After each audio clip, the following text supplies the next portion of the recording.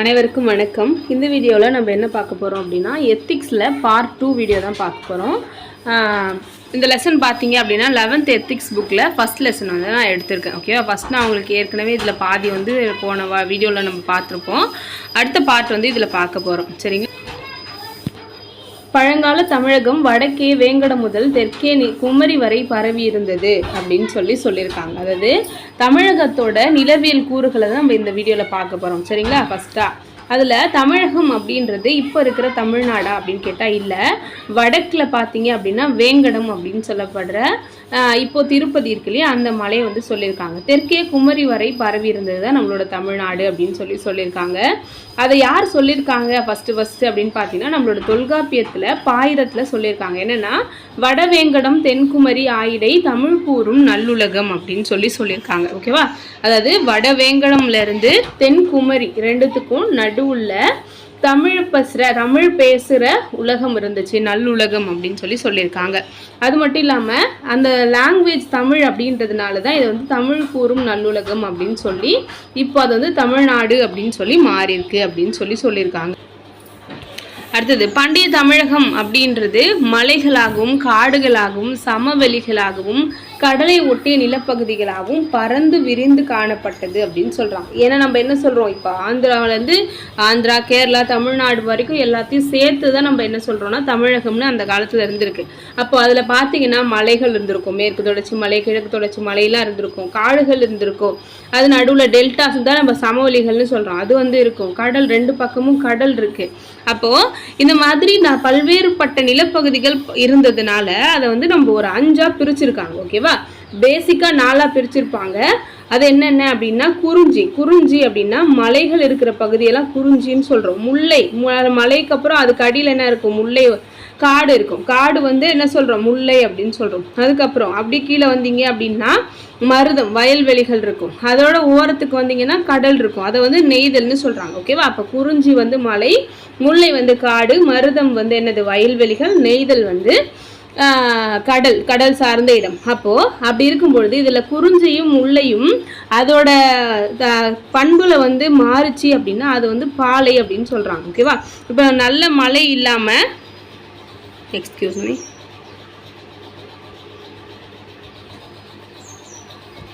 மழை வந்து பார்த்தீங்க அப்படின்னா நல்ல செழிப்போடு இல்லை அப்படின்னா அதை வந்து பாலை அப்படின்னும், அதே மாதிரி காடு செழிப்போடு இல்லைன்னா அதையும் பாலை அப்படின்னு சொல்லியிருக்காங்க. அடுத்தது பாண்டிய நாடு, சோழ நாடு, சேர நாடு, கொங்கு நாடு அப்படின்னு நிறைய அரசியல் பிரிவுகள் இருந்துச்சு. அதுக்கு காரணமும் பார்த்தீங்க அப்படின்னா இந்த இயற்கை அமைப்பு தான் அப்படின்னு சொல்கிறாங்க. ஓகேவா? மேற்கு தொடர்ச்சி மலைகளும் கிழக்கு தொடர்ச்சி மலைகளும் 2 கடற்கரை ஓரத்துலேயும் அமைஞ்சிருந்துச்சு. ஓகேவா? அது நம்மளுக்கே தெரியும். தமிழ்நாடு இப்படி இருக்குது அப்படின்னா இப்போ இந்தியா மேப்போட சவுத் சைடு பார்த்தீங்கன்னா இந்த பக்கம் மேற்கு தொடர்ச்சி மலை இருக்கும், இந்த பக்கம் கிழக்கு தொடர்ச்சி மலை இருக்கும், இங்கே வந்து பார்த்தீங்கன்னா கடல் இருக்கும். அப்போ கடலுக்கு இணையாக வந்து என்ன இருக்குது அப்படின்னா மலைகள் வந்து இருக்குது அப்படின்னு சொல்லியிருக்காங்க. தமிழகத்துலேயும் பார்த்தீங்க அப்படின்னா நீலகிரி மாவட்டத்தில் இந்த மேற்கு தொடர்ச்சி மலையும் கிழக்கு தொடர்ச்சி மலையும் ஒன்றா வந்து ஜாயின் பண்ணுது. இதை வந்து எக்ஸாமில் கேட்டிருக்காங்க, பார்த்துக்கோங்க. அதுக்கப்புறம் என்ன சொல்கிறாங்க அப்படின்னா மேற்கு தொடருக்கு மேற்குலையும் கிழக்கு தொடருக்கு கீழ்ப்புறத்துலையும் சமவெளிகள் அப்படின்றது இருக்குது. நீலகிரிக்கு தெற்குலையும் பார்த்தீங்கன்னா சமவெளிகள் இருக்குது. இது மட்டும் இல்லாமல் நிறைய குன்றுகளும் இருக்குது. குன்றுகளுக்கு பக்கத்துலையும் என்ன இருக்கும், சமவெளிகள் இருக்கும். ஓகேவா? அப்போ ஒரு சமவெளிகள்லையும் மக்கள் வந்து அவங்கவுங்க குரூப்பாக வாழறதுனால தான் தனித்தனியாக சோழ நாடு, சேர நாடு, பாண்டிய நாடு, கொங்கு நாடு அப்படின்னு பிரிஞ்சிருக்காங்க அப்படின்னு சொல்கிறாங்க. ஓகேவா? அப்போ தனித்தனியாக பிரியும் பொழுது அவங்கவுங்க தனித்தனியாக வாழ்ந்துருக்காங்க. அதுலேயும் தொண்டை நாடும் சேர்த்துருக்காங்க. இதெல்லாம் வந்து பெரிய பெரிய அரசுகள். இது இல்லாமல் குறுநில மன்னர்கள் அப்படின்னு வாழ்ந்துட்டு இருந்தாங்க. ஒரு சின்ன குன்றுக்கு தலைவனாக இருப்பாங்க அந்த மன்னர்கள். சரியா? அது மட்டும் இல்லாமல் பழந்தமிழர்கள் வந்து ஒன்றுபட்டு வாழாமல் தனித்தனி அரசியல் சமூகங்களாக பிரிஞ்சு வாழறதுக்கு காரணம் அவங்க கூட ஒத்துமை இல்லை அப்படின்றது கிடையாது, நாட்டோட இயற்கை அமைப்பு தான் காரணம் அப்படின்னு சொல்கிறாங்க. ஏன்னா இப்போ மேற்கு தொடர்ச்சி மலை இருக்குது அப்படின்னா அது எவ்வளோ பெரிய ஹைட்டான மலை. அப்போ அதுக்கு இந்த சைடு இருக்கவங்க வேறு மாதிரி தான் இருப்பாங்க, இந்த சைடு இருக்கவங்க வேறு மாதிரி தான் இருப்பாங்க. 2 பேரையும் சேர்த்து வச்சு ஆட்சி பண்ணுறது அப்படின்றது முடியாது அப்படின்றதுனால இங்கே தனியான மக்களும் அங்கே தனியாக வந்து ஒரு அரசுகளும் வாழ்ந்தது அப்படின்னு சொல்லியிருக்காங்க. ஓகேவா? அதுக்கப்புறம் நாட்டோட பல இடங்களில் பார்த்தீங்க அப்படின்னா மலைகளும் குன்றுகளும் குறுக்கில் வந்துச்சு அப்படின்றதுனால தான் சங்க காலத்தில் நம்ம என்ன சொல்கிறோம் 5 வகையாக பிரிச்சிருக்கோம். சரியா?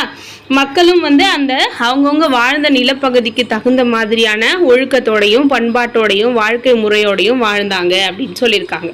இது வரைக்கும் நம்ம தமிழகத்தோட நிலவியல் அமைப்புகளும் அதனால தான் பல்வேறுபட்ட மன்னர்கள் வாழ்ந்தாங்க அப்படின்ற விஷயத்த பார்த்தோம். அடுத்ததா மாண்புகள் அப்படின்னும் பொழுது அதை நம்ம ஒரு கேரக்டர்ஸ், குட் கேரக்டர்ஸ் அப்படின்னு நம்ம இங்கிலீஷில் சொல்லலாம். சங்க இலக்கியத்தில் மன்னர்களுக்கும் மக்களுக்கும் உரிய ஒழுக்கங்களை வரையறுத்து சொல்லியிருக்காங்க. இப்படி தான் ஒரு ராஜான்னா இப்படி தான் இருக்கணும், ஒரு மனுஷன் வந்து எப்படி இருக்கணும், ஒரு ஆண்மகன்னா எப்படி இருக்கணும் அப்படின்றத தெளிவாக வந்து சொல்லியிருக்காங்க. யார் சொல்லியிருக்காங்க? இலக்கியங்களில் சொல்லியிருக்காங்க. என்னென்னலாம் கொடுத்துருக்காங்க அப்படின்னு பார்த்தீங்கன்னா நெறி பிறராத போர் முறை. ஓகேவா? அதாவது போருக்குன்னு சொல்லி ஒரு எத்திக்ஸ் இருந்துச்சு. ஓகேவா? வார் எத்திக்ஸ்ன்னு சொல்லுவோம். அப்படி இருக்கும் பொழுது அந்த எத்திக்ஸை மாற்றாத ஒரு போர் முறை. இப்போ உனக்கும் எனக்கும் சண்டை அப்படின்னா நீ என்ன வேணா பண்ணலாம், நான் என்ன வேணா பண்ணலாம் அப்படின்னு அந்த காலத்தில் சண்டை போட்டிருக்க மாட்டாங்க. என்ன பண்ணியிருப்பாங்க அப்படின்னா போரை வந்து முறையை அறிவிச்சிருப்பாங்க. தனக்கு இணையான பலமுள்ள ஒரு மன்னனோட மட்டும்தான் சண்டை போடுவாங்க. அப்படியே ஒரு சண்டை போடுறதுக்கும் கூட பார்த்தீங்கன்னா ஊருக்கு ஒதுக்குப்புறமா ஒரு போர் நடக்கிற இடத்த வந்து சூஸ் பண்ணுவாங்க. அங்கேயும் பார்த்தீங்க அப்படின்னா முன்னாடியே சொல்லிடுவாங்க யாரெல்லாம் வந்து போர் நடக்க போது இந்த ஊரில் இருக்காதீங்க, கால்நடைகள் இருக்கக்கூடாது, அந்தணர்கள் இருக்கக்கூடாது, முதியவர்கள் இருக்கக்கூடாது, பெண்கள் இருக்கக்கூடாது, அதுக்கப்புறம் குழந்தை இல்லாத பெற்றோர்கள் இருக்கக்கூடாது, தம்பதிகள் வந்து குழந்தை இல்லாத தம்பதிகளும் வந்து இருக்கக்கூடாது, உங்களுக்கெல்லாம் பாதுகாப்பு இல்லை, அதனால நீங்கள் வெளியில் போயிடுங்க, நாங்கள் சண்டை போட போகிறோன்ட்டு முன்னாடியே தெளிவாக சொல்லிடுவாங்க. அதுதான் நம்ம நெறி பிறழாத போர் முறை. அதே மாதிரி எதிரி கையில் ஆயுதம் இல்லாத நிராயுதபாணியாக நின்னாரு அப்படின்னா அப்போ அவரை வந்து தாக்கக்கூடாது. போரில் வந்து ஒருத்தர் நமக்கு பயந்துக்கிட்டு புறமுதுகிட்டு ஓடுறான், இப்போ சண்டை வேணாம் அப்படின்னு ஓடும் பொழுது ஒரு பலவீனமான ஒருத்தனை பார்த்து அவன் மேலே வந்து நம்ம போர் செய்யக்கூடாது. அதுக்கப்புறம் இருட்டானதுக்கப்புறம் சூரியனோட வெளிச்சம் இல்லாதப்ப நம்ம என்ன பண்ணக்கூடாது, போர் செய்யக்கூடாது. இந்த மாதிரிலாம் வந்து சொல்லியிருந்தாங்க. இதுதான் நெறி பிறழாத போர் முறை அப்படின்னு நம்ம சொல்கிறோம். அடுத்தது மக்கள் நிலையறிந்து வரி விதித்தல். இது ரொம்ப ரொம்ப முக்கியமானது. மக்களுக்கு வந்து நல்ல மழை பெய்யுது, நல்ல விளைச்சல் இருக்குது, அப்போ வந்து வரி வாங்கணும் அப்படின்றது தப்பு இல்லை. ஆனால் ஒரு வறட்சியான காலத்தில் வந்து நிலத்தில் வந்து வரி வாங்குறது அப்படின்றது கூடாது. அப்படின்றதுனால அந்த இடத்துல வந்து வரியெல்லாம் வாங்க மாட்டாங்க. அப்போ மக்களோட நிலைமை தெரிஞ்சுக்கிட்டு வரி வாங்குறது அப்படின்றது. அடுத்தது பொருளை வந்து நேர்மையாக சம்பாதிக்கிறது, அதுக்கப்புறம் சான்றோர்களை மதிக்கிறது, அவங்களோட வழிகாட்டு நெறிமுறைகளை வந்து பின்பற்றுறது. இதெல்லாம் வந்து ராஜாவோட முக்கியமான ஒரு கடமைகளாக இருந்துச்சு. மாண்புகள்னு சொல்கிறோம் இல்லையா, அதில். அது மட்டும் இல்லாமல் இதில் ஏதாச்சும் ஒன்றில் வந்து அவங்க வந்து தப்பாக போகிறாங்க, நான் சான்றோர்களை நல்லா மதித்து வாழறேன் ஆனால் வந்து வரியை வந்து ரொம்ப மோசமாக வாங்குறேன், இல்லை நான் வரியும் நல்லா வாங்குறேன் போரில் வந்து நெறி தவறி சண்டை போடுறேன் அப்படின்னா எந்த தப்பு செஞ்சாலும் சான்றோர்கள் மன்னர்களை வந்து என்ன பண்ணுவாங்க, நீ பண்ணுறது தப்பு அப்படின்னு சொல்லி இடித்து உரைப்பாங்க. ஓகேவா? வந்து நீ பண்ணக்கூடாது அப்படின்னு சொல்லி நம்மளுக்கு வந்து வான் பண்ணுவாங்க. அப்போ சான்றோர்கள்லாம் யார் இருந்தாங்க அப்படின்னா புலவர்கள் இருந்தாங்க, அமைச்சர்கள் இருந்தாங்க. இவங்கெல்லாம் வந்து என்ன பண்ணுவாங்க, ராஜா வந்து தப்பு செய்யக்கூடாது அப்படின்னா அவருக்கு வந்து வார்னிங் வந்து கொடுப்பாங்க. அதே மாதிரி தனி மனித வாழ்விலையும் பார்த்தீங்க அப்படின்னா ஒரு மகன் எப்படி இருக்கணும், ஒரு பெண்ணுனா எப்படி இருக்கணும் அப்படின்ட்டு, ஒரு இல்லம்னா எப்படி இருக்கணும் அப்படின்றதுக்கெலாம் நிறைய வந்து சங்க இலக்கியங்களில் சொல்லியிருக்காங்க. ஓகேவா? ஆண்களுக்குரிய நெறிகள் பெண்களுக்குரிய நெறிகள்னு பிரிச்சே சொல்லியிருக்காங்களாம். என்ன சொல்லியிருக்காங்க அப்படின்னு பார்ப்போமா? வினையே ஆடவர்க்கு உயிரே அப்படின்னு குறுந்தொகை சொல்லுது. வினைனா ஒரு வேலை. ஓகேவா? ஒரு பையனா பிறந்துட்டாங்க, ஒரு ஆண்மகன் அப்படின்றது அவருக்கு என்னதான் உயிர் அப்படின்னா வேலை செய்யறது தான். ஓகே? தொழில் செய்து குடும்பத்தை காப்பாற்றுறது தான் வந்து ஒரு ஆண்மகனுக்கு அழகு அப்படின்னு சொல்லியிருக்காங்களாம். வினையே ஆடவர்க்கு உயிரே அப்படின்னு சொல்லிட்டு குறுந்தொகையில் சொல்கிறாங்க. அது மட்டும் இல்லாமல் ஆண்களோட நிலையையும் அவங்க தங்களோட வாழ்விடங்களுக்குரிய தொழில்களையும் செஞ்சாங்க அப்படின்றது நம்மளுக்கு இதுலேருந்து தெரியுது. அதே மாதிரி பெண்களுக்கு என்ன சொல்கிறாங்க அப்படின்னா கற்பொழுக்கம் அப்படின்றது ரொம்பவே முக்கியமாக சொல்லியிருக்காங்க அந்த காலத்தில். அது மட்டும் இல்லாமல் மக்கட்பேறு, விருந்தோம்பல், பெரியோரை மதித்தல், இதெல்லாம் ஒரு குடும்ப வாழ்க்கைக்கு ரொம்பவே முக்கியமானது அப்படின்னு சொல்லியிருக்காங்க. இது வந்து நம்மளுக்கு தனியாக டாப்பிக்காகவே கேட்பாங்க. இதெல்லாம் நம்ம மெயின்ஸ்க்கு ரொம்ப யூஸ்ஃபுல்லாக இருக்கும். அடுத்தது 3 சங்கங்கள் பற்றி நம்ம பார்க்க போகிறோம். 3 சங்கங்கள் அப்படின்னா என்ன அப்படின்னா, பாண்டிய மன்னர்கள் தமிழை வளர்க்கறதுக்காக நிறைய புலவர்களை ஒன்றா கூடி தமிழை வளர்க்கறதுக்காக சங்கங்களை வந்து உருவாக்குனாங்க. இதை கால அடிப்படையில் டைம் பீரியட் வந்து வரிசையாக முதல்ல வந்தது முதல் சங்கம் அப்படின்னும், கடைசியாக வந்தது கடை சங்கம் அப்படின்னு சொல்லிட்டோம். அதுக்கு நடுவில் இருக்கிறத இடை சங்கம் அப்படின்னு சொல்லி பிரிக்கிறோம். சரியா? அப்போது 3 சங்கங்களில் என்னென்னலாம் நம்மளுக்கு நடந்துச்சு அப்படின்றத இங்கே ஒரு டேப்லெட் காலம் போட்டு கொடுத்துருக்காங்க பாருங்கள். முதல் சங்கம் வந்து தென் மதுரையில் நடந்துச்சு. இதை வளர்த்த மன்னர்கள் யார் அப்படின்னு பார்த்தீங்கன்னா, காய்ச்சின வழுதி முதல் கடுங்கோன் வரை இருக்கிற மன்னர்கள் எல்லாமே இந்த சங்கத்துக்கு அந்த புலவர்களுக்கு காசு வந்து கொடுத்துருப்பாங்க. இடை சங்கம் வந்து கபாடபுரத்தில் நடந்துச்சு. இதில் வந்து வெண்டேச்செழியன் முதல் முடத்திருமாறன் வரைக்கும் இதில் வந்து இருந்தாங்க. கடை சங்கம் பார்த்தீங்கன்னா இன்னைக்கு இருக்கிற மதுரையில் நடந்துச்சு. அதில் வந்து முடத்திருமாறன்ல இருந்து உக்கிர பெருவழுதி வரைக்கும் அந்த மன்னர்கள் வந்து இருந்தாங்க. இதில் இருக்கிறதெல்லாம் ப்ளூ கலரில் இருக்கிறதுலாம் மன்னர்கள்.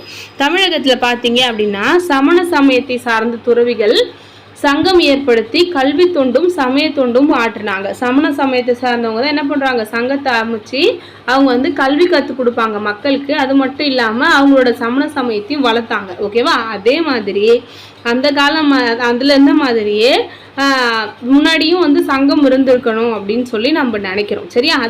அதில் வந்து பார்த்தீங்கன்னா 8 தொகை 10 பாட்டு முதலியான புக்கு வந்து புலவர்கள் வந்து வெளியிட்டிருப்பாங்க அப்படின்னு சொல்லி அறிஞர்கள் சொல்கிறாங்க. பழந்தமிழத்தில் 3 தமிழ் சங்கங்கள் இருந்துச்சு அப்படின்னும், மதுரையில் 1, கபாடபுரத்தில் இருந்துச்சு. இந்த 2 சங்கங்கள் வந்து காணாமல் போயிடுச்சு. அதாவது டைம் வந்து காலி ஆயினதுக்கப்புறம், அதாவது அந்த சங்கம்லாம் முடிஞ்சதுக்கு அப்புறமா 3வது தமிழ் சங்கம் நம்ம இருக்கிற மதுரையில் வந்து பாண்டியர்களோட ஆதரவால் அமைக்கப்பட்டது அப்படின்னு சொல்லி சொல்கிறாங்க. சரியா? அப்போ 8 தொகையும் 10 பாட்டும் 3வது சங்க காலத்தில் தான் வந்து உருவாச்சு அப்படின்னு சொல்லியிருக்காங்க. அதனால தான் இதை நம்ம சங்க இலக்கியங்கள் அப்படின்னு சொல்லிட்டு சொல்கிறோம். சங்கம் வச்சு அந்த சங்கத்தில் இருக்க புலவர்களால் இயற்றப்பட்டதுனால தான் இது சங்க இலக்கியம் அப்படின்னு சொல்லி சொல்கிறோம். சரியா? முன்னாடி தென்மதுரையில் இருந்ததும் கபாடபுரத்தில் இருந்ததுலேயும் வந்து பார்த்தீங்க அப்படின்னா எந்த ஒரு புக்குமே நம்மளுக்கு கிடைக்கல. கடைசி தமிழ் சங்கமான 3வது கடை சங்கத்துல இருந்து தான் நம்மளுக்கு என்ன கிடைச்சிருக்கு, 8 தொகையும் 10 பாட்டும் கிடைச்சிருக்கு. மதுரையில் புலவர்கள் கூடி தமிழை வந்து ஆய்வு செஞ்சாங்க அப்படின்றதுக்கு பாண்டிய மன்னர்களும் அவங்களுக்கு ஆதரவு அளித்தாங்க அப்படின்றதுக்கான சான்றுகள் நம்மளுக்கு அந்த புக்ஸில் வந்து இருக்குது. சங்க இலக்கியங்களான 8 தொகையிலையும் 10 பாட்டுலேயும் வந்து நம்மளுக்கு ஆதாரம் இருக்குது. மதுரையில் தான் புலவர்கள் எல்லாம் கூடி தமிழை வளர்த்தாங்க அப்படின்னும், அதுக்கு பாண்டிய மன்னர்கள் தான் ஹெல்ப் பண்ணாங்க அப்படின்றதுக்கும் நம்மளுக்கு ஆதாரம் எங்கே இருக்குது, சங்க இலக்கியங்களில் இருக்குது. பாண்டியர்களை மாதிரியே சோழ மன்னர்களும் சேர மன்னர்களும் சிற்றரசர்களும் வள்ளல்களும் கூட புலவர்களுக்கு என்ன பண்ணாங்க, ஆதரவாக இருந்தாங்க. அவங்களுக்கு வந்து பொருள் உதவி கொடுத்தாங்க அப்படின்னு சொல்லி சொல்கிறோம். அவங்கள உதவி கொடுத்தவங்கள பற்றியும் அதில் உதவி வாங்கின புலவர்கள் வந்து அவங்க என்ன சொல்லியிருக்காங்கன்னா, எனக்கு வந்து ஒரு ராஜா கிட்ட ப்ரைஸ் வாங்கும்போது எவ்வளோ சந்தோஷமாக இருந்துச்சு அப்படின்றதையும் சொல்லியிருக்காங்க. அது மட்டும் இல்லாமல் அந்த மன்னர் இந்த நாட்டை எவ்வளோ சிறப்பாக ஆட்சி பண்ணுறாரு அப்படின்றத பற்றியும் அவரை பற்றி வாயார புகழ்ந்து பாடினாங்க அப்படின்றது தெரியுது. அடுத்தது சங்கங்கள் பற்றின வரலாறு முக்கியமாக நம்மளுக்கு எதில் வருது அப்படின்னா, நக்கீரர் எழுதின இறையனார் களவியல் உரையில் வந்து சொல்லியிருக்காங்க. இதில் நான் பாக்ஸ் பண்ணுறதுலாம் இம்பார்ட்டண்ட்டான விஷயங்கள் நம்ம முக்கியமாக ஹைலைட் பண்ணி வச்சு படிச்சுக்கணும். அடுத்தது அகத்திணைனா என்ன, புறத்திணைனா என்ன அப்படின்னு சொல்லி பார்க்க போகிறோம். தமிழர்கள் அவங்களோட வாழ்க்கையை 2 வகையாக பிரிச்சிருக்காங்க, அகம் மற்றும் புறம் அப்படின்னு சொல்லி. இதில் அகம் அப்படின்னா அன்பின் வழியில் வந்தது தான் அகம் அப்படின்னு சொல்கிறோம். அதாவது நம்மளோட மனசில் இருக்கிற விஷயங்களை தான் நம்ம அன்பு அப்படின்னு சொல்கிறோம். அதுவே வீரத்தின் வெளிப்பாடு தான் வந்து புற வாழ்வு அப்படின்னு சொல்லியிருக்காங்க. அப்போ அகத்திணை அப்படின்னா என்னன்னா, ஒருத்தவங்க உருவத்தாலேயோ வயசாலேயோ அறிவாலேயோ ஓகேவா, 2 பேரும் வந்து ஒரே வயசு, ஒரே மாதிரியான ஒரு இளமைத்தன்மை, ஒரே மாதிரியான அறிவு வளர்ச்சியில் இருந்த ஒத்த தலைவனும் தலைவியும் சேர்ந்து வாழ்வது தான் அகவாழ்வு அப்படின்னு சொல்கிறாங்க. இப்போது ஒரு தலைவனும் ஒரு தலைவியும் 2 பேரும் சேர்ந்து இருக்கும் பொழுது அவங்களுக்கு கிடைச்ச இன்பத்தை ரொம்ப சந்தோஷமாக இருந்தது அப்படின்னு சொல்லிட்டு மற்றவங்களுக்கு சொல்ல முடியாது இல்லையா? அதுதான் நம்ம என்ன சொல்கிறோம், அகவாழ்வு அப்படின்னு சொல்கிறோம். அதை தான் நம்ம அகத்திணை அப்படின்னு சொல்கிறோம். அதை நம்ம 5 வகையாக பிரிக்கிறோம். எப்படி பிரிக்கிறோம் அப்படின்னா, அந்த 5 வகையான நிலங்கள்ல இருந்தவங்கள வச்சு பிரிக்கிறோம். குறிஞ்சி, முல்லை, மருதம், நெய்தல், பாலை அப்படின்னு சொல்லிட்டு. இது இல்லாமல் பொருந்தா காதல் அப்படின்னு இருந்திருக்கு. அதாவது இப்போ நம்ம சொன்னோம் இல்லையா, ஒத்த உருவம், ஒத்த வயசு, ஒத்த எண்ணம், இந்த மாதிரி இல்லாமல் வேற இப்போ ஒரு 65 வயசு பையன், ஒரு தாத்தா ஒரு 12 வயசு பொண்ணு, இப்போ வந்து இவங்க 2 பேருக்கும் வந்து ஒரு காதல் வருது அப்படின்னா அதை நம்ம ஏற்றுப்போமா? அப்போ இதெல்லாம் இல்லாது அப்படின்றதுனால இது பொருந்தா காதல் அப்படின்னு நம்ம எக்ஸாம்பிளுக்கு வச்சுக்கலாம். அடுத்தது ஒருதலை காதல், அதான் நம்ம ஒன் சைட் லவ்னு சொல்லுவோம் இல்லையா, அது வந்து கைக்கிளை. பொருந்தா காதலை வந்து பெருந்திணை அப்படின்னும், ஒருதலை காதலை வந்து கைக்கிளை அப்படின்னு சொல்றோம். அப்போ புற ஒழுக்கத்தை வந்து 7ஆ வந்து சொல்லியிருந்தாங்க. ஓகேவா? இதுல லாஸ்ட் 2 பார்த்தீங்க அப்படின்னா நம்மளுக்கு அன்பால வர்றது கிடையாது அப்படின்றதுனால, ஓகே, மனமொத்த அன்பு இல்லை அப்படின்றதுனால அதை வந்து எடுத்துட்டு மீதி இருக்கிற 5ஐயும் அன்பின் 5இணை அப்படின்னு சொல்லுவோம். சரியா? அகத்திணை புறத்திணை சார்ந்த செய்திகள்ல நம்மளுக்கு ஃபர்ஸ்ட் எதுல சொல்லியிருப்பாங்க அப்படின்னா தொல்காப்பியத்துல பொருள் அதிகாரம் அப்படின்ற ஒரு டாபிக்ல வந்து சொல்லியிருக்காங்க. ஓகேவா? அடுத்தது உரிப்பொருள் அப்படின்னு சொல்றது என்னன்னா, காதலை கற்பனையா செஞ்சு பாடும்பொழுது அதுக்கு தேவையான நிலம், பொழுது, பறவை, விலங்கு, பூ, மரம், இந்த மாதிரி ஒரு 14 பொருளை வந்து வச்சு பாடுறது அப்படின்றது வழக்கத்துல இருந்திருக்கு. ஓகேவா? இப்போ நம்ம ஒரு சீன்ல ஒரு லவ் சீன் எடுக்க போறோம் அப்படின்னா அவர் பையனும் பொண்ணும் மட்டும் இருக்க மாட்டாங்க இல்லையா, அந்த சீன்ல வந்து ஒரு பார்க் இருக்கும், ஒரு பீச் இருக்கும், அந்த மாதிரி அங்க வந்து மக்கள் நடந்து போவாங்க. அந்த மாதிரி சில விஷயங்களை வந்து அந்த பாட்டை பாடுறதுக்கு வசதிக்காக உரிப்பொருள் அப்படின்றத வச்சிருந்தாங்க. அது எல்லாமே ரொம்ப முக்கியமானது. சரியா? அடுத்தது கருப்பொருள்னு சொல்லுவோம். அதை உரிப்பொருள் அப்படின்றது என்னன்னா அவங்களோட மெயின் தீம் சுச்சுவேஷன் அப்படின்றது தான் நம்ம உரிப்பொருள் அப்படின்னு சொல்லுவோம். இதில் பாருங்க, குறிஞ்சி அப்படின்றது மலையும் மலை சார்ந்த இடமும், அவங்க சிறு பொழுது எது அப்படின்னா யாமம், பெரும் பொழுது அப்படின்னா கூதிர், முன்பணி அப்படின்னு சொல்கிறோம். இவங்களோட உரிப்பொருள் புணர்தலும் புணர்தல் நிமித்தமும் சந்தோஷமாக இருக்கிறது அப்படின்னு நம்ம சொல்லலாம். அடுத்தது முல்லை அப்படின்றது காடும் காடு சார்ந்த இடமும், மாலை அப்படின்றது மாலை வேலை ஈவினிங் வந்து அவங்களோட சிறு பொழுது, கார்காலம் மழைக்காலம் தான் அவங்களோட பெரும் பொழுது, அதில் வந்து அவங்க இருத்தலும் இருத்தல் நிமித்தமும் அப்படின்னு சொல்லுவாங்க. அடுத்தது மருதம் பார்த்தீங்கன்னா வயலும் வயல் சார்ந்த இடமும், விடிய கால வைகரை பொழுது, அவங்களுக்கு 6 பெரும் பொழுதுமே வரும். சரியா? அவங்களுக்கு வந்து ஊடலும் ஊடல் நிமித்தமும், சின்ன சின்ன சண்டை போடுறது அப்படின்னு நம்ம சொல்லலாம். அடுத்தது நெய்தல் பார்த்தீங்கன்னா கடலும் கடல் சார்ந்த இடமும், அவங்களுக்கு வந்து ஏற்பாடு மதியானம் நண்பகல் கழிச்சு 2 மணிக்கு மேலே 6 மணி வரைக்கும் அவங்களுக்கும் 6 பொழுதும் வரும் பெரும் பொழுதுல. இவங்க வந்து இரங்கல் நிமித்தமும் அப்படின்னு சொல்றோம். சண்டை போட்டதுக்கு அப்புறம் வந்து ஏங்கி நிற்கிறது தான் இரங்கல் அப்படின்னு சொல்றோம். அடுத்தது பாலை, இவங்களுக்கு வந்து மணலும் மணல் சார்ந்த இடமும், நடு பகல், ஓகேவா, 12 மணி, இளவேனில் காலம், முதுவேனில் காலம், பின்பனி காலம், வெயில் தான் இருக்கும், அதுக்கப்புறம் பனி இருக்கும். இவங்களுக்கு வந்து பிரிதல் நிமித்தமும் அப்படின்னு சொல்றாங்க. ஓகேவா? இதுதான் அகத்திணை. இப்போ வரைக்கும் நம்ம பார்த்தது அகத்திணை. ஓகே, இப்போ ஒரு தலைவனும் தலைவியும் சண்டை போடுறாங்க அப்படின்றத வந்து சொல்லலாம், தலைவனும் தலைவியும் சண்டை போடுறாங்க அப்படின்னு சொல்லலாம். ஆனால் இந்த தலைவனும் இந்த தலைவி, இந்த மன்னரும் அவங்க பொண்டாட்டியும் சண்டை போட்டாங்க அப்படின்னு சொல்ல முடியாது இல்லையா? அதனால அது என்ன பண்ணுவாங்க அப்படின்னா வெறுமனே தலைவன் தலைவி மட்டும்தான் சொல்லியிருப்பாங்க. ஓகேவா? பேர் வந்து சொல்லியிருக்க மாட்டாங்க.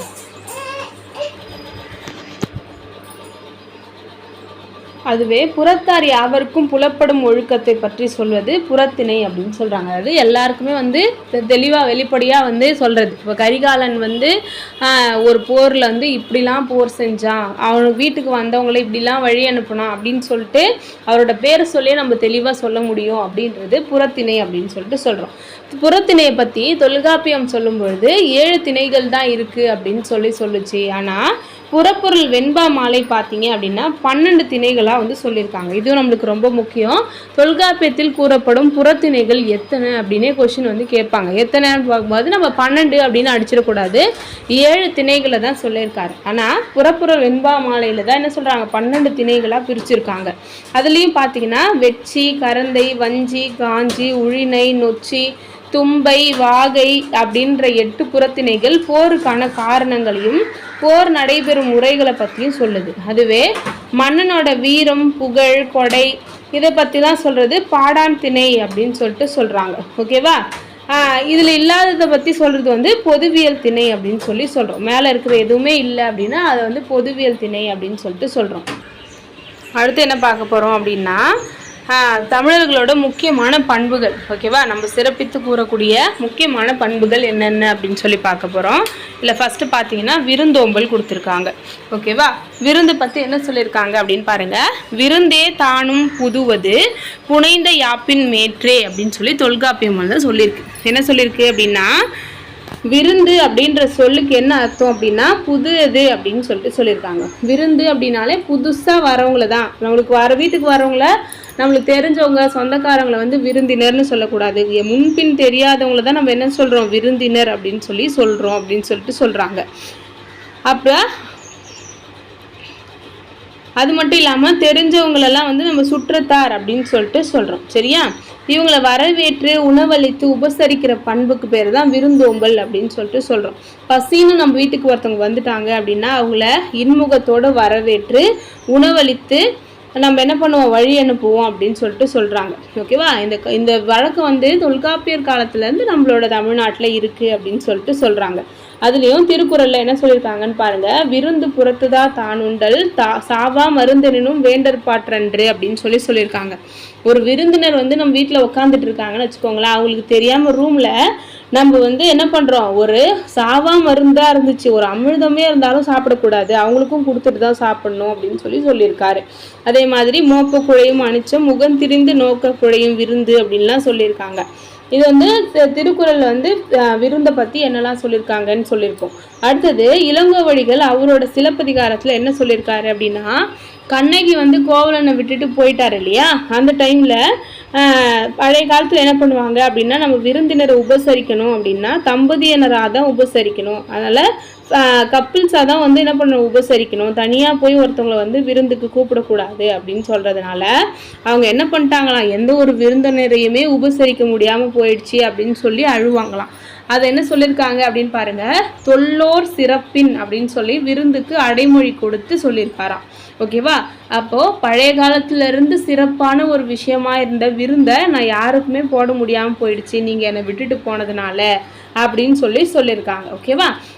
என்னை விட்டுட்டு போனதுனால எனக்கு இந்த சந்தோஷம் இல்லை, நான் வந்து இவ்வளோ கஷ்டப்பட்டேன் அப்படின்றத சொல்லாமல் என்னால் ஒரு விருந்தினருக்கு கூட உபசரிக்க முடியல அப்படின்னு சொல்லி அவங்க ஃபீல் பண்ணாங்க அப்படின்னு சொல்லியிருக்காங்க. அதுக்கப்புறம் விருந்தோம்புற பண்பு வந்து கணவன் மனைவி 2 பேருக்குமே முக்கியமான கடமை அப்படின்னு சங்க இலக்கியங்களில் சொல்லியிருக்காங்க. சரியா? அந்த டைமில் வந்து நம்மள இருக்க மாதிரி கார் பஸ்லாம் இல்லை அப்படின்னும்பொழுது ரொம்ப தூரத்துக்கு பயணம் போகிறவங்க வந்து அவங்களுக்கு தேவையான சாப்பாடெல்லாம் கொண்டு போகிறது அப்படின்றது முடியாது. மேக்ஸிமம் 2 நாளைக்கு 3 நாளைக்கு சாப்பாடு எடுத்துகிட்டு போகலாம், அதுக்கு மேலே என்ன ஆகும், வீணாக போயிடும். அதனால் போகிற வழியில் அவங்கவுங்க போகிறவங்க அந்த வழியில் இருக்கிற வீடுகளில் போயிட்டு அவங்க என்ன பண்ணுவாங்க, கேட்பாங்க. அப்போ வந்து நம்ம என்ன பண்ணணும், அவங்களுக்கு சாப்பாடு போடணும் அப்படின்னு சொல்கிறாங்க. சங்க காலத்தில் பசி அப்படின்னு சொல்லிட்டு வீட்டு வாசலில் வந்து காத்திருக்கிறவங்க என்ன பண்ணுவாங்க அப்படின்னா சாப்பாடு போட்டு தான் அனுப்புவாங்க. அப்படி வரும்பொழுது நைட்டில் அந்த கதவை சாத்துறதுக்கு முன்னாடி பார்த்தீங்கன்னா வெளியில் போயிட்டு புதுசாக யாராவது விருந்தினர் இருக்கீங்களா, நான் கதவை சாத்த போடுறேன் அப்படின்னு சொல்லிட்டு வந்து பார்த்துட்டு போவாங்களாம். அந்த அளவுக்கு விருந்தினருக்கு நல்ல ஒரு மரியாதையும் கொடுத்துருந்தாங்க. விருந்துக்கு அவ்வளோ முக்கியமாக, விருந்தோம்பலுக்கு அவ்வளோ ஒரு முக்கியத்துவம் கொடுத்துருந்தாங்க அப்படின்னு சொல்கிறாங்க. அது வந்து அகநானூரில் ஒரு பாடல் கொடுத்துருக்காங்க பாருங்கள். அதாவது இப்போ நான் சொன்னேன் இல்லையா, வீட்டு வாசப்படியை கதவு சாத்துறதுக்கு முன்னாடி ஒருத்தவங்களை வந்து யாராவது இருக்கீங்களான்னு வந்து பார்த்துட்டு போயிட்டு தான் கதவு சாத்துவாங்க அப்படின்றது நற்றிணையில் வந்து சொல்லியிருக்காங்க. ஓகேவா? அதுவே அகநானூரில் ஒரு பாட்டில் என்ன கொடுத்துருக்காங்கன்னு பாருங்கள். கோவலர் மழவிடை பூட்டிய குழாய் தீம்புலி செவியடை தீர தேக்கிலை பகுக்கும் புள்ளினல் நாட்டு அப்படின்னு சொல்லி அகநானூரில் ஒரு பாட்டு வந்திருக்கு. இதில் என்ன சொல்லியிருக்காங்க அப்படின்னா, விருந்தினர் நைட்டில் ரொம்ப நேரம் கழிச்சு, நைட் ரொம்ப லேட்டாக வந்தால் கூட நமக்கு தூக்கம் வருது அப்படின்னு சொல்லிட்டு ஐயோ அப்படின்னு நினைக்காம மனம் மகிழ்ந்து வந்து அவங்கள கூப்பிட்டு சாப்பாடு கொடுத்தாங்களாம். அதே மாதிரி நைட்டில் வீட்டுக்கு வர விருந்தினருக்கு நெய் கலந்த இறைச்சியை வந்து சமைச்சு கொடுத்தது அந்த காலத்தில் வழக்கமாக இருந்துச்சான். பசி அப்படின்னு வந்தவங்களை வெளியே நிற்க வச்சுட்டு நம்ம மட்டும் சாப்பிட்ணும் அப்படின்றத யாருமே விரும்ப மாட்டாங்க அந்த காலத்தில் அப்படின்னு சொல்லியிருக்காங்க. அடுத்தது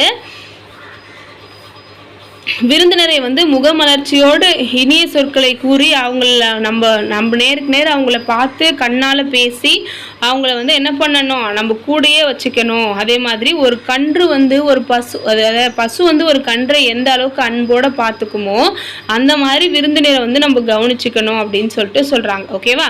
விருந்தினரோட மனம் மகிழும்படி விண்மீன்கள் போன்ற ஒளி வீசும் கிண்ணங்களில் பல வகையான உணவினை படைப்பார்கள் அப்படின்னு சொல்லியிருக்காங்க.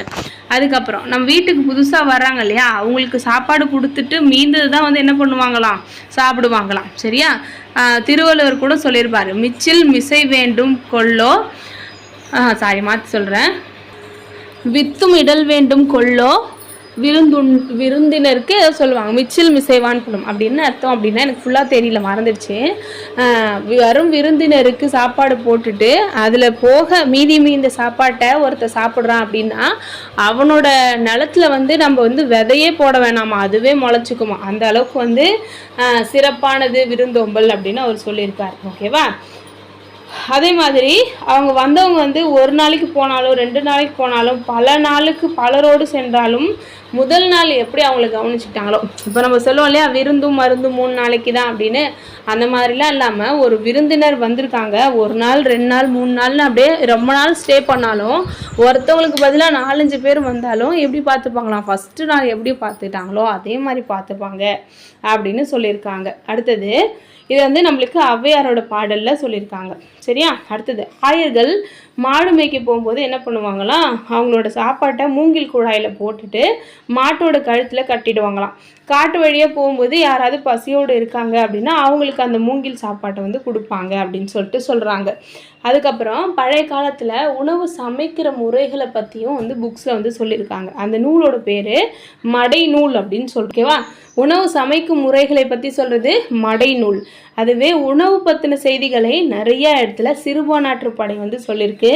அது கூடவே பெருங்கதை மணிமேகலை மாதிரியான புக்ஸ்லேயும் கொடுத்துருக்காங்க. காலத்துக்கும் நிலத்துக்கும் ஏற்ற உணவுகளை அந்த காலத்தில் வந்து தெரிஞ்சு சாப்பிட்ருக்காங்க அப்படின்றது நம்மளும் தெரிஞ்சுக்கலாம். அடுத்ததாக விருந்தோம்பலுக்கு அப்புறம் நம்ம என்ன பார்க்க போகிறோம் அப்படின்னா வல்லன்மை. வல்லன்மை அப்படின்றது என்னென்னா, நம்மக்கிட்ட நிறைய செல்வம் இருக்குது அப்படின்னா அதை தேவையான அவங்களுக்கு பகிர்ந்து கொடுக்கறது தான் வந்து என்ன சொல்கிறோம், வல்லன்மை அப்படின்னு சொல்கிறோம். இந்த பண்பு அரசர்கள் பின்பற்ற வேண்டிய பண்புகளில் மிக மிக மிக முக்கியமான ஒரு பண்பாக அந்த காலத்தில் கருதப்பட்டது அப்படின்னு சொல்லிட்டு சொல்கிறாங்க. கல்வி, தருகண், இசை, கொடை இந்த மாதிரியான பெருமித பண்புகளில் ஒன்றாக வள்ளல் தன்மை இருந்துச்சு. யாருக்கெல்லாம் வந்து நம்ம ஒரு விஷயம் பண்ணும்பொழுது ரொம்ப பெருமையாக இருக்கும் அப்படின்னா, நல்லா படித்தவங்களுக்கு அந்த படிப்புக்கான மரியாதை கிடைக்கும்போது அது ஒரு கௌரவமாக இருக்கும் இல்லையா. அதை மாதிரி ஒரு மியூசிக் கற்றுக்கிறவங்க ஒரு இடத்துல போய் வாசித்து காட்டும்பொழுது நிறைய பேர் பாராட்டுவாங்க. அதை பார்க்கும்பொழுது நம்மளுக்கு என்ன இருக்கும், ரொம்ப பெருமையாக இருக்கும். அந்த மாதிரி நம்ம பெருமிதப்பட வேண்டிய இடத்துல முக்கியமானதாக ஒன்று என்ன இருக்குது, வள்ளல் தன்மை அப்படின்றது இருக்குது. இதில் தருகன் அப்படின்றது கொடுத்துருக்காங்க இல்லையா, அதுக்கு அர்த்தம் வந்து எனக்கு தெரியல. யாருக்காச்சும் தெரிஞ்சிச்சு அப்படின்னா கீழே கமெண்ட் பண்ணுங்கள். நானும் தெரிஞ்சுக்குவேன், மற்றவங்களும் தெரிஞ்சுப்பாங்க. சரியா? அடுத்தது சேர சோழ பாண்டியர்கள் மூவேந்தர்களுமே வந்து வள்ளல் தன்மையோடு இருந்திருக்காங்க. அது இல்லாமல் குறுநில மன்னர்களாக இருந்த கடையெழு வள்ளல்களும் வந்து வள்ளல் தன்மை கொண்டவங்களாக இருந்தாங்க அப்படின்றத நம்ம தெரிஞ்சுக்க முடியுது சங்க இலக்கியம் மூலமாக. அடுத்ததாக குறுநில மன்னர்கள் பற்றியும் அவங்க ஆட்சி செய்த பகுதி, அவங்களோட கொடைத்தன்மை. இந்த டேப்லெட் காலம் ரொம்ப முக்கியம். இது நிறைய வாட்டி எக்ஸாமில் வந்து கேட்டிருக்காங்க. இதனால இது ரொம்ப ஈஸியான விஷயம் தான், இதை பார்த்து வச்சுக்கோங்க. இதில் பேகன் வந்து பழனி மலையை ஆட்சி செய்கிறார். பேகன் அப்படின்னாலே எல்லாருக்கும் தெரியும், நம்ம சின்ன வயசுலேருந்து படிச்சிருப்போம். மயிலுக்கு போர்வை தந்தவன் பேகன் அப்படின்னு சொல்லிட்டு. அடுத்து பாரி, உங்களுக்கு தெரியும், முல்லைக்கே தேர் தந்தான் பாரி அப்படின்னு சொல்லி படிச்சிருப்போம். அப்போ பரம்பு மலையில் ஆட்சி பண்ணியிருக்காரு. அடுத்தது திருமுடிக்காரி, இது வந்து புதுசாக இருக்கும், பார்த்துக்கோங்க. மலையமா நாட்டில் வந்து வாழ்ந்திருப்பார். குதிரைகளை பரிசாக வந்து கொடுத்துருக்காரு. திருமுடிக்காரி, குதிரை, மலையமா நாடு. அடுத்து ஆயண்டிரன் அப்படின்றவர் பொதிய மலையில் வாழ்ந்திருக்காரு. நீல நாகத்தோட உடைய இறைவனுக்கு பரிசா போர்த்தி மகிழ்ந்திருக்காரு. அடுத்து அதியமான், உங்களுக்கு தெரிஞ்சிருக்கும், தகடூரில் ஆட்சி பண்ணார். அவ்வைக்கு அரிய நெல்லிக்கனியை கொடுத்துருக்காரு. அடுத்து நல்லி வந்து பார்த்தீங்கன்னா கண்டீரமலை, மலைவாழ் மக்களுக்கு நிறைய பொருள்களை வாரி வழங்கியிருக்காரு. அடுத்து வல்வில் ஓரி, கொல்லிமலையில் இருந்திருப்பார். யாழ் மீட்டும் பாணர்களுக்கு பரிசு வழங்கியிருப்பார். இந்த 7 குறுநில மன்னர்கள், 7 வள்ளல்கள்னு சொல்லுவோம். பேகன், பாரி, திருமுடிக்காரி, ஆயண்டிரன், அதியமான், நல்லி, வல்வில் ஓரி. நான் சின்ன பிள்ளையா படிக்கும்பொழுது இதுக்கெலாம் வந்து ஷார்ட்கட்லாம் இருந்துச்சு, அதெல்லாம் எனக்கு மறந்துடுச்சு. அந்த ஷார்ட்கட்லாம் நான் நல்லா சொல்லுவேன். 7 மன்னர்களோட பேரும் அப்படியே ஆய் ஓய் அப்படின்னு சொல்லிட்டு வந்திருக்கும், அழகாக மறந்துட்டேன். அடுத்தது இந்திய பண்பாட்டிற்கு தமிழகத்தோட கொடை. இப்போ நம்மளோட இந்தியா வந்து பார்த்தீங்க அப்படின்னா மிகப்பெரிய பண்பாடுடைய நாடு அப்படின்னு நம்ம எல்லாமே சொல்லுவோம். அப்போது அந்த ஒரு மிகப்பெரிய பண்பாட்டுக்கு தமிழ்நாட்டிலேருந்து என்னென்ன விஷயங்கள்லாம் போயிருக்கு அப்படின்னு தெரிஞ்சுக்கணும். இது வந்து மெயின்ஸில் கேட்பாங்க, பார்த்துக்கோங்க. தமிழர்களோட மிகச்சிறந்த பண்பாட்டையும் நாகரிகத்தையும் உடையவர்கள். தமிழர்கள் பார்த்தீங்க அப்படின்னா மிகச்சிறந்த பண்பாட்டையும் நாகரிகத்தையும் உடையவர்களாக இருக்காங்க. இதை எல்லா வரலாற்று ஆசிரியர்களுமே ஏற்றுக்கிறாங்க அப்படின்னு சொல்லிட்டு சொல்கிறாங்க. அதில் ஃபஸ்ட்டு கொடையாக நம்ம என்ன பார்க்குறோம் அப்படின்னா நம்மளோட மொழி கொடை அப்படின்றத பார்க்குறோம். மொகஞ்சதாராலையும் ஹரப்பாலையும் பார்த்தீங்க அப்படின்னா பல 100 வருஷத்துக்கு முன்னாடியே நம்மளோட திராவிடர்கள் அப்படின்றவங்க தான் வந்து உயர்ந்த நாகரிகத்தோடு வாழ்ந்திருக்காங்க அப்படின்னு சொல்லிட்டு இப்போ ஆய்வுகளில் சொல்லப்படுது. அது மட்டும் இல்லாமல் வடநாட்டு மொழிகள் பலவற்றிலையுமே கூட தென்னாட்டு மொழிகள் எல்லாத்துலேயுமே தமிழ் சொற்கள் தான் இருக்குது. ஓகே, இப்போ நம்ம வடநாட்டு மொழிகள்னு எடுத்தாலும் அதுலேயும் தமிழ் சொற்களை பார்க்க முடியுது. தென்னாட்டு மொழிகளில் எல்லா மொழிகள்லையுமே தமிழ் தான் இருக்குது அப்படின்னு சொல்கிறாங்க. இந்தியாவுக்கு வெளியில் கடல் கடந்த நாடுகளில் இருக்கவங்களுமே கூட இந்திய நாகரிகத்தோட பரவி இருக்காங்க அப்படின்னா அதுக்கு முக்கியமான காரணம் தமிழ் தான் அப்படின்னு சொல்லியிருக்காங்க. இன்றைக்கும் பார்த்தீங்க அப்படின்னா தமிழ்காரங்க இல்லாத உலக நாடே இல்லை அப்படின்ற மாதிரி இருக்குது. அதுக்கப்புறம் வேத காலத்திலேயே கூட சமஸ்கிருதத்துலேயும் தமிழ் தான் கலந்துருந்துச்சு அப்படின்றத நம்ம தெரிஞ்சுக்கிறோம். அடுத்தது திருக்கோயில்கள். நம்மளோட தமிழ்நாட்டில் இருக்கிற மாதிரியான கோயில்கள் உலகத்தில் எங்கேயுமே இல்லை அப்படின்ற அளவுக்கு மிகப்பெரிய கோயில்கள் நம்மக்கிட்ட இருக்குது. சமய பண்பாட்டு வளர்ச்சியை எடுத்து காட்டுறதுக்கான அழகிய சின்னங்கள் தான் வந்து தமிழ்நாட்டில் இருக்கிற மிக மிக பெரிய கோயில்கள் அப்படின்னு சொல்லிட்டு சொல்கிறோம். திருக்கோயில்கள் பார்த்தீங்கன்னா அன்னைக்கு வந்து வெறும் சாமி கும்பிடுற ஒரு இடமா மட்டும் இல்லை, பண்பாட்டு மையங்களாக இருந்துச்சு. ஓகேவா, நம்மளோட தமிழர் பண்பாட்டை எடுத்து சொல்கிற மையங்களாக இருந்துச்சு. கலை கூடங்களாகவும் இருந்துச்சு. அந்த இடத்துல கட்டடக்கலை, சிற்பக்கலை, ஓவியக்கலை அப்படின்னு நிறைய வளர்ந்துருந்துச்சு. மக்களோட வாழ்வாதாரத்தில் ஒன்றா அந்த கோயில்கள் தான் இருந்துச்சு. அது மட்டும் இல்லாமல் பஞ்ச காலத்துலேயும் அதுக்கப்புறம் பேரிடர் காலத்துலேயும் மக்களுக்கு பாதுகாப்பான இடமாவும் கூட கோயில்களை வந்து இருந்துச்சு அப்படின்னு சொல்லியிருக்காங்க. அடுத்தது பாண்டிய, பல்லவ, சோழ, விஜயநகர மன்னர்கள் இவங்க எல்லாருமே பார்த்தீங்கன்னா கோயிலுக்காக நிறைய செஞ்சுருக்காங்க. இது எல்லாமே தமிழ்நாடு வந்து இந்தியாவுக்கு வழங்கின கொடை அப்படின்னு சொல்லணும். அதே மாதிரி வட இந்தியாலையும் பல கோயில்கள் இதை மாதிரியே கட்டியிருக்காங்க அப்படின்னு சொல்லிட்டு சொல்கிறாங்க. சரியா, அடுத்தது சமயங்களை சார்ந்த பள்ளிகளும் கோயில்களும் குடைவரை கோயில்களையும் தமிழ்நாடு ஃபுல்லாக நம்மளால் பார்க்க முடியுது. எக்ஸாம்பிளுக்கு பார்த்தீங்கன்னா திருச்சி, தஞ்சாவூர், திருவனைக்கா, சிதம்பரம், மதுரை, திருச்செந்தூர், தென்காசி, காஞ்சி, சுசீந்திரம், திருவரங்கம், திருக்கழுக்குன்றம், குடந்தை, கன்னியாகுமரி, ராமேஸ்வரம் இங்கே எல்லாமே மிக மிக மிக முக்கியமான இந்து சமய கோயில்களை நம்மளால் பார்க்க முடியுது. அது எல்லாமே இந்தியாவுக்கு கொடுத்த ஒரு கொடை அப்படின்னு நம்ம சொல்கிறோம். அடுத்தது கோயில்களோட சிறப்புகள் பார்க்குறோம். கோயில்கள் எதுக்கு இருக்குது அப்படின்னா மனிதனை விலங்கு நிலையிலிருந்து உயர்த்துவதற்காக தான் கோயில்கள் இருந்துச்சு அப்படின்னு சொல்கிறாங்க. எப்படி அதை நடத்துவாங்க அப்படின்னா சொற்பொழிவுகள். நம்ம ஒரு விஷயம் நல்லவங்க சொல்கிறத கேட்கும் பொழுது நம்மளோட மனது பக்குவம் அடைந்து விலங்கு நிலையிலிருந்து மனித நிலைக்கு மாறுது அப்படின்னு சொல்கிறாங்க. தமிழர் பண்பாட்டை விளக்கும் நிகழ்ச்சிகள் கோயில்களில் நடைபெற்றதுனால தான் நம்ம கோயில்களை பண்பாட்டு மையங்கள் அப்படின்னு சொல்கிறோம். மனிதன் தன்னோட நிலையில் உயர்றதுக்கு, சமுதாய பணி செய்கிறதுக்கு, தியாக உணர்வு பெறுவதற்கு பக்தியும் அன்பும் அவசியமாக இருந்துச்சு அப்படின்றதுனால தான் வழிபாட்டு முறை அப்படின்றத கொண்டு வந்தாங்க, கோயில் அப்படின்றத கொண்டு வந்தாங்க. ஓகேவா, ஒருத்தர் வந்து அன்போடையும் பக்தியோடையும் இருந்தால் தான் வந்து அவன் மக்களுக்கு நல்ல விஷயங்களை செய்ய முடியும் அப்படின்றத அந்த காலத்தில் இருந்த மக்கள் நல்லா தெரிஞ்சு வச்சுருந்தாங்க. வயது அப்படின்றது உயிரோடு கூடிய உடலுக்கு மட்டும்தான் உண்டு, ஆனால் நமக்குள்ளே இருக்கிற ஆன்மாக்கு இல்லை அப்படின்னு சொல்லியிருக்காங்களாம். ஓகேவா, ஆன்மா எதுலேருந்து வந்ததோ அதிலே சேர முயல்வது தான் லயமாகுதல் அப்படின்னு சொல்கிறாங்க. இதுக்கு நம்மளுக்கு முக்கியமாக என்ன வேணும் அப்படின்னா ஒரு இடம் வேணும். அதுக்கு தான் கோயில் அப்படின்றது கட்டியிருக்காங்க. ஆன்மா லயமாகும் இடம்தான் கோயில் அப்படின்றதுனால அதுக்கு நம்ம ஆலயம் அப்படின்னு பேர் வச்சுருக்கோம். இதெல்லாம் நீங்கள் மெயின்ஸில் எழுதணும். கரெக்டாக வந்து கோயில் பற்றி நிறைய இன்டர்வியூவில் கேட்குறாங்க. நான் வந்து குரூப் 1 மெயின்ஸ்க்கு அப்புறம் இன்டர்வியூ போகிறதுக்காக சும்மா சாம்பிள் மார்க் இன்டர்வியூஸ்லாம் பார்த்துட்டு இருந்தேன்.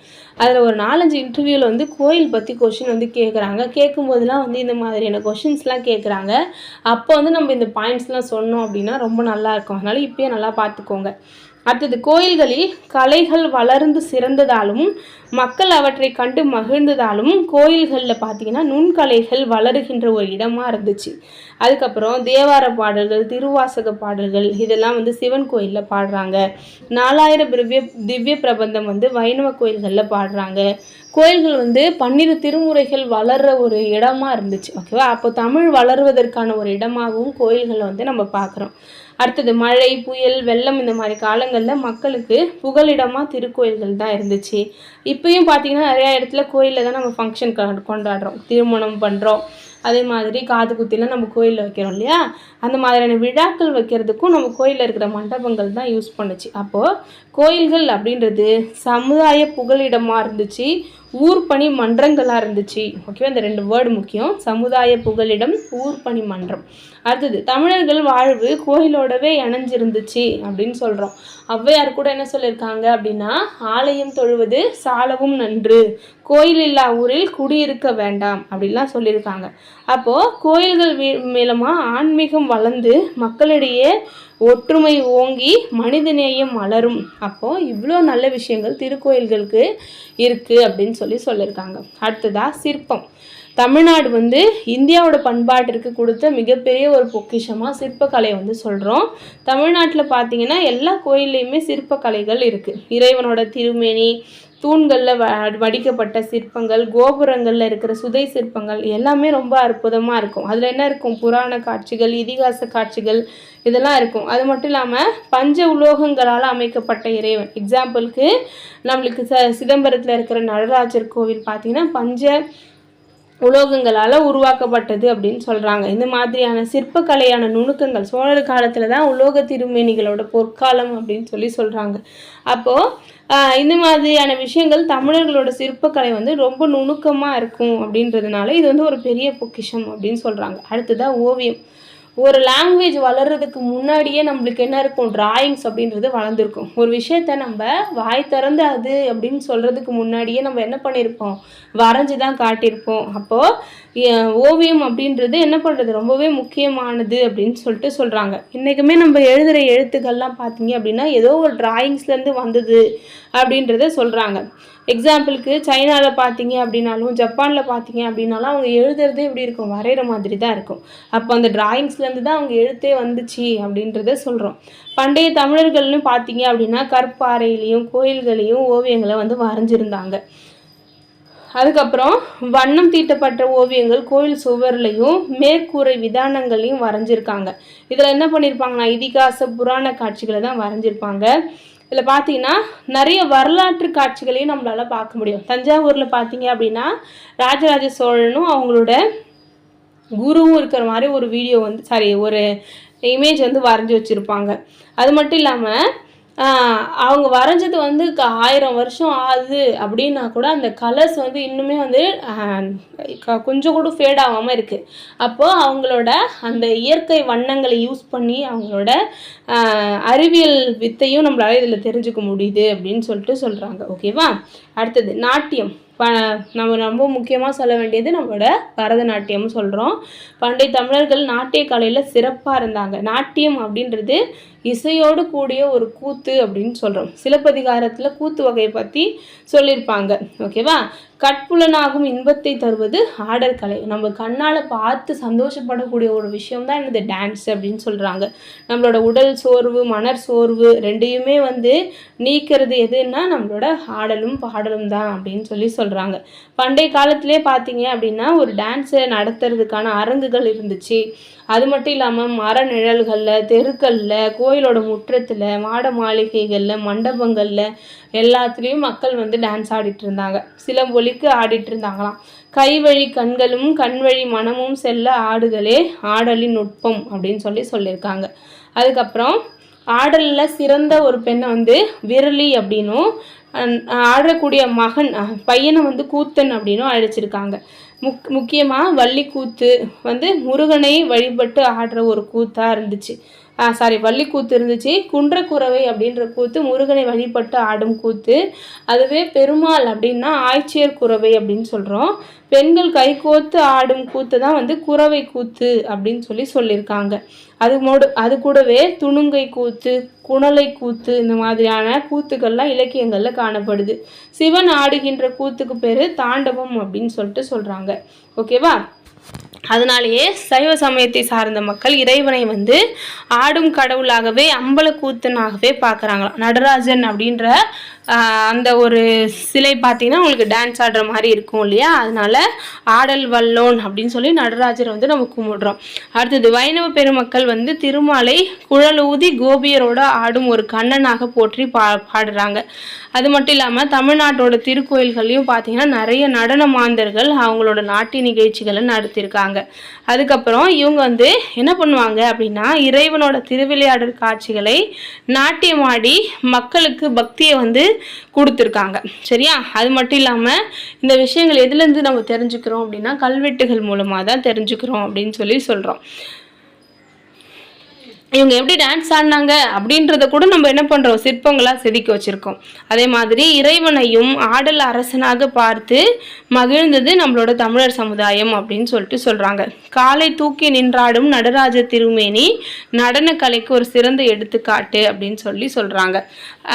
இந்த பரதக்கலை அப்படின்றது இந்தியாவுக்கே தமிழ்நாடு கொடுத்த மிகப்பெரிய ஒரு கொடை அப்படின்னு சொன்னால் அது வந்து மிகையாகாது அப்படின்னு கொடுத்துருக்காங்க. அடுத்ததாக விழாக்கள். தமிழ்நாட்டில் இருக்க மாதிரியான விழாக்கள் எங்கேயுமே நம்ம பார்த்துருக்க முடியாது. ஒரு மாதத்துலேயுமே ஏகப்பட்ட விழாக்கள் வந்து கொண்டாடுறோம். சரியா? தமிழ் மக்களோட உழைப்பை, தமிழ் மக்கள் பார்த்திங்கன்னா உழைப்பையே செல்வமாக நினச்சி கொண்டாடுறவங்க. அப்போது திரைக்கடல் ஓடியும் திரவியம் தேடு அப்படின்னு சொல்கிறாங்க. திரவியம் அப்படின்றது செல்வம்னு அர்த்தம். ஓகேவா? அப்போது கடல்லையும் தாண்டி போயாச்சும் என்ன பண்ணணும், சம்பாதிச்சுட்டு வா அப்படின்னு சொல்கிறது தான் இந்த அர்த்தம். அப்போ மகிழ்ச்சி நிறைந்த மக்கள் வாழ்வு. நம்ம நல்லா சம்பாதிச்சோம், நல்ல பொருள் இருக்குது அப்படின்னா நம்ம என்ன பண்ணணும், ஏதாச்சும் ஒரு வகையில் அந்த செலவு பண்ணி சந்தோஷப்படணும் இல்லையா? அதுக்கான ஒரு காரணமாக தான் விழாக்கள் அப்படின்றது இருந்துச்சு. அப்போ மக்கள் செல்வத்தோடு இருந்தாங்க அப்படின்னா நிறைய விழாக்களை கொண்டாடி ரொம்ப சந்தோஷமாக இருந்தாங்க அப்படின்னு சொல்லிட்டு சொல்கிறாங்க. உயிர் தொழிலாக அவங்க நினச்சது உழவு தொழில் தான். அப்போ பயிர் வளர்வதற்கும் மழைக்கும் காரணமாக இருக்கிற சூரியனை வணங்குறதுக்காக பொங்கல் வச்சாங்க. தமிழர்களோட பொங்கல் விழா வட இந்தியாவில் மகர சங்கராந்தி அப்படின்னு கொண்டாடுறோம். வேளாண்மை செழிக்க உதவியது காவிரி ஆறு. ஓகேவா? அந்த காவிரி ஆறுக்கு ஆடி 18 அன்னைக்கு ஆடிப்பெருக்கு அப்படின்னு கொண்டாடி அந்த காவிரியை வந்து சந்தோஷப்படுத்தினாங்க. அடுத்தது கிராமிய விளையாட்டு. பண்டைய தமிழர்கள் கிட்ட வீரமும் விளையாட்டும் அணிஞ்சே இருந்துச்சு அப்படின்னு சொல்கிறாங்க. மற்போர், விற்போர் இதெல்லாமே வீர விளையாட்டான்னு நினச்சாங்க. இது தவிர பெண் குழந்தைங்களுக்கு அம்மானை, ஊசல் இதெல்லாம் இருந்துச்சு. ஆண் குழந்தைங்களுக்கு சிற்றில், சிறுபறை, சிறுதேர் இதெல்லாம் விளையாட்டாக இருந்துச்சு. தமிழர்கள் கூடி சேர்ந்து விளையாடும் விளையாட்டுக்கள் மூலமாக ஒத்துமையாக இருந்தாங்க. அது மட்டும் இல்லாமல் நாட்டுப்பற்றையும் மொழிப்பற்றையும் அதிகமாக வச்சுருந்தாங்க அப்படின்னு சொல்கிறாங்க. அடுத்ததாக ஜல்லிக்கட்டு. பண்டைய தமிழர்களோட வீர விளையாட்டில் ஜல்லிக்கட்டும் ஒன்று. இதை வந்து நம்ம ஏறு தழுவுதல் அப்படின்னு சொல்லிட்டு சங்க இலக்கியத்தில் சொல்லியிருக்காங்க. அடக்க முடியாத காளைகளை அடக்கி பரிசாக வந்து பெண்களை வாங்கி என்ன பண்ணுவாங்க, அவங்கள வந்து மனம் புரிஞ்சு இல்லறத்தில் சந்தோஷமாக இருப்பாங்க அப்படின்னு சொல்லிட்டு சொல்லியிருக்காங்க. இந்த விழா தான் இன்றைக்கும் வந்து பார்த்திங்கன்னா ஜல்லிக்கட்டாக நடக்குது. இப்போ வந்து நம்மளுக்கு ப்ரைஸ் கொடுக்குறாங்க. அப்போ வந்து என்ன பண்ணுவாங்க, ஜல்லிக்கட்டில் ஜெயிச்ச வீரனுக்கு தான் பொண்ணு அப்படின்னு சொல்லி சுயம்வரம் மாதிரி பண்ணிட்டு இருந்தாங்க. அடுத்தது இந்திர விழா. மருத நிலத்துக்கான கடவுளாக இந்திரன் வந்து இருக்காரு. அந்த இந்திரனை மக்கள் வழிபடுறதுக்காக இந்திரன் எப்படி வந்து சந்தோஷமாக இருப்பாரோ அதே மாதிரி அவங்களும் சந்தோஷமாக இருந்தாங்க. உன்ன மாதிரியே நாங்களும் சந்தோஷமாக இருக்கணும்னு அவர்கிட்ட வேண்டிக்கிட்டு வசந்த காலத்தோட முழு நிலா அன்னைக்கு இந்திர விழா வந்து கொண்டாடுவாங்க. இந்த நாளில் வந்து நல்ல பணம் படைச்சவங்க என்ன பண்ணுவாங்க அப்படின்னா மற்றவங்களுக்கு உணவையும் பொருளையும் கொடுத்து சந்தோஷப்படுவாங்களாம். பல மேடைகளில் இசையும் கூத்தும் நடக்கும். இந்த விழா வந்து சங்க காலத்துலேருந்து இருந்துகிட்ருக்கு அப்படின்றத நம்ம பார்க்குறோம். சிலப்பதிகாரத்தில் இந்திர விழா அப்படின்னு சொல்லிட்டு ஒரு காதையே இருக்குது, இந்திர விழா ஊரெடுத்த காதை அப்படின்னு. அப்போ அந்த அளவுக்கு இந்த விழா சிறப்பானதாக இருந்திருக்கு அப்படின்னு சொல்லிட்டு சொல்கிறாங்க.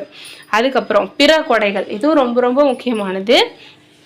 ஃபஸ்ட்டு வந்து திருக்குறள். திருக்குறளில் இல்லாததும் இல்லை சொல்லாததும் இல்லை அப்படின்னு சொல்கிறோம். அப்போ இது உலகத்துக்கே கொடுத்த கொடை.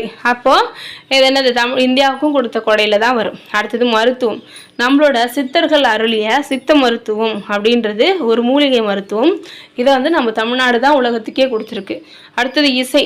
தமிழ் இசை வந்து தமிழர்களோட பண்பட்ட உணர்வுக்கு ஒரு சிறந்த எடுத்துக்காட்டு அப்படின்னு சொல்கிறோம். தமிழர்கள்கிட்ட 4 வகையான இசைக்கருவிகள் இருந்துச்சு. தோல் கருவிகள், கஞ்ச கருவிகள், காற்று கருவிகள், நரம்பு கருவிகள் அப்படின்னு சொல்லிட்டு பல வகையான கருவிகள் வந்து இசைக்காக நம்மக்கிட்ட இருந்துச்சு அப்படின்னு சொல்லியிருக்காங்க. அடுத்தது கப்பல் கட்டுமானம். ஓகேவா? பன்னெடுங்காலமாகவே கப்பல் கட்டுமானத்தில் சிறந்து விளங்குறது நம்ம தான் அப்படின்னு சொல்லியிருக்காங்க. அடுத்ததா விருந்தோம்பல் நம்ம முன்னாடியே சொன்னோம் இல்லையா, பழந்தமிழர் என்ன பண்ணுவாங்க, வரவங்களுக்கு அவங்களோட மனசு சந்தோஷப்படுற அளவுக்கு விருந்தை வந்து கொடுப்பாங்க அப்படின்னு. அதுக்கப்புறம் நட்பு, தமிழர்கள் வந்து நட்பை வந்து ரொம்ப பெருசாக வந்து நினைப்பாங்க. திருவள்ளுவர் கூட அவரோட திருக்குறளில் நட்புக்கு தான் நிறைய அதிகாரங்களை வந்து கொடுத்துருக்காரு. காதல், அதுவும் மாதிரி அன்பு செலுத்துதல் அப்படின்னு நம்ம சொல்கிறோம். அடுத்தது வீரம், தமிழர்கள் வந்து ஒரு வீரம் செறிந்த வாழ்வே வாழ்ந்திருக்காங்க. அடுத்தது மானத்தோடு இருக்கிறது அப்படின்றது ரொம்ப முக்கியம் அப்படின்னு நினைப்பாங்க. மயிர் நீப்பின் உயிர் வாழா கவரிமான் அப்படின்னு சொல்லிட்டு தமிழர்கள் வந்து தன்னோட மானத்தை வந்து மேலாக கருதுனாங்களாம். கவரிமான் அவங்களோட அதோட தோளில் வந்து ஒரே ஒரு முடி கீழே விழுந்தா கூட அதுக்கு வந்து மானம் போயிடுச்சு அப்படின்னு சொல்லி உயிரையே விட்டுரும், அந்த மாதிரி தான் நாங்களும் அப்படின்னு சொல்லுவாங்களாம். அடுத்து கற்பு, கடவுள் நெறிக்கு மேலாக பெண்கள் வந்து கற்பு நெறியில் வந்து வாழ்ந்தாங்க அப்படின்னு சொல்லிட்டு சொல்கிறாங்க. அடுத்ததான் நம்ம பார்த்த மாதிரி பரதம், மிக தொன்மையான ஒரு நாட்டியம். இந்தியாவில் மட்டும் இல்லாமல் வெளிநாட்டிலையும் சிறப்பாக இப்போ வந்து ஆடிட்டுருக்காங்க. நாட்டிய கலைஞர்களோட முக பாவனையும் நவரசங்களை வந்து காட்டுவாங்க இல்லையா, அதை வந்து சொல்லியிருக்காங்க. அடுத்தது ஹஸ்தம் அப்படின்னா என்னன்னு பார்க்க போகிறோம். பரதநாட்டியத்தில் ஒரு முக்கிய கூறா ஹஸ்தம் அப்படின்ற ஒன்று இருக்குது. அது என்னென்னா கை அசைவுகளை தான் சொல்கிறாங்க. சமஸ்கிருதத்தில் கை அசைவுகளை தான் நம்ம ஹஸ்தம் அப்படின்னு சொல்கிறோம். கை அப்படின்னா சமஸ்கிருதத்தில் ஹஸ்தம் அப்படின்னு அர்த்தமா, சரியா? இது தமிழில் முத்திரை அப்படின்னு சொல்லுவோம். பரதநாட்டியத்தில் அடவு, அபிநயம், இதுக்கு ரெண்டுத்துக்குமே முக்கியம் எது அப்படின்னா முத்திரை அப்படின்னு சொல்லிட்டு சொல்கிறோம். கை விரல்களை பல்வேறு நிலைகளை அசைவுகளால் பொருள்படவும் அழகாகவும் அபிநயத்தையே கைமுத்திரை அல்லது ஹஸ்தம். அது பரதநாட்டியத்தில் தான் அவங்க கையை வந்து தாமரை மாதிரி, மீன் மாதிரி எப்படிலாம் செய்வாங்க இல்லையா, அதுதான் முத்திரைன்னு சொல்லுவோம். அதுதான் சான்ஸ்கிரிட்டில் ஹஸ்தம் அப்படின்னு சொல்லிட்டு சொல்கிறோம், சரியா? பரதத்தின் அபிநயத்திற்காக பயன்படும் கை அசைவுகளை ஒற்றை கை அப்படின்னும் இரட்டை கை அப்படின்னும் ரெண்டாக பிரித்து யூஸ் பண்ணுவாங்க அப்படின்னு சொல்லிட்டு சொல்கிறாங்க. இது இல்லாமல் அபூர்வ முத்திரைகள் அப்படின்றதும் இருக்குது அப்படின்னு சொல்லியிருக்காங்க, சரியா? அடுத்தது மண்டபங்கள். நம்மளோட தமிழ்நாட்டில் பார்த்தீங்கன்னா நிறைய கோயில்களில் 100 கால் மண்டபம், 1000 கால் மண்டபம், இசை தூண்கள் அப்படின்னு நிறைய இருக்குது. அது எல்லாமே அது மட்டும் இல்லாமல் இதெல்லாம் தான் வந்து என்ன பண்ணுறாங்க, சங்க இலக்கியத்தில் சங்க தமிழகம் வந்து நம்மளோட இந்தியாவுக்கு கொடுத்த கொடை அப்படின்னு சொல்லிட்டு சொல்கிறோம், சரியா? இவ்வளோதான் இந்த லெசன் முடிஞ்சிருச்சு. நீங்கள் புக் எடுத்து பார்த்தீங்க அப்படின்னா இதில் இருக்க பிக் பேக் கொஷின்ஸ்லாம் எடுத்து ஒர்க் அவுட் பண்ணி பாருங்கள். மெயின்ஸ்க்கு படிக்கிறீங்க அப்படின்னா இந்த கொஷின் ஆன்சர்லாம் வந்து ட்ரை பண்ணி பாருங்கள். இந்த வீடியோ உங்களுக்கு யூஸ்ஃபுல்லாக இருக்கும் அப்படின்னு நம்புகிறேன், சரியா? நெக்ஸ்ட் வீடியோவில் நம்ம என்ன பார்க்க போகிறோம் அப்படின்னா இதுக்கு அடுத்த லெசன் வந்து பார்க்க போகிறோம். அந்த லெசன் பேர் என்ன அப்படின்னா மிக மிக முக்கியமான லெசன், சிந்து சமவெளி நாகரிகம். நம்மளுக்கு சிந்து சமவெளி நாகரிகம் பார்த்திங்கன்னா ஸ்கூல் புக்கில் 6th சோஷியல் சயின்ஸ் புக்கில் இருக்கும், அது இல்லாமல் 11th புக்லையும் இருக்கும்.